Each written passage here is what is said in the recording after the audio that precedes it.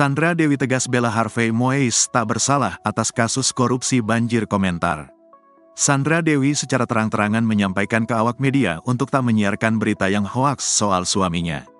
Diketahui Sandra Dewi sudah diperiksa oleh Kejaksaan Agung hari ini pada Kamis, terkait korupsi timah yang menyeret suaminya yakni Harvey Moise. Sandra Dewi meminta agar media selalu cek fakta dan jangan memberitakan keburukan Harvey Moise. Jangan bikin berita-berita yang tidak benar, kata Sandra Dewi. Ibu dua anak tersebut meminta awak media untuk melihat data saat menyajikan pemberitaan. Tolong lihat data yang benar ya, jelasnya. Sebagai informasi, Sandra Dewi telah menjalani pemeriksaan sekira 5 jam soal korupsi timah 217 triliun rupiah. Kabar terbaru, Harvey Moise sudah ditetapkan sebagai tersangka dalam penahanan kasus korupsi yang merugikan negara.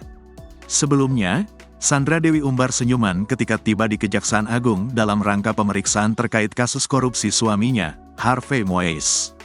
Ibu dua anak awalnya menutupi wajahnya menggunakan map coklat yang dibawanya sambil berjalan menuju gedung Kejagung. Tak hanya tersenyum, mantan kekasih Reino Barak ini juga sempat melambaikan tangan dan membuat tanda hati saranghayo ketika menunggu di depan lift. Sayangnya sikap santai Sandra Dewi jelang diperiksa ini menuai cibiran dari publik.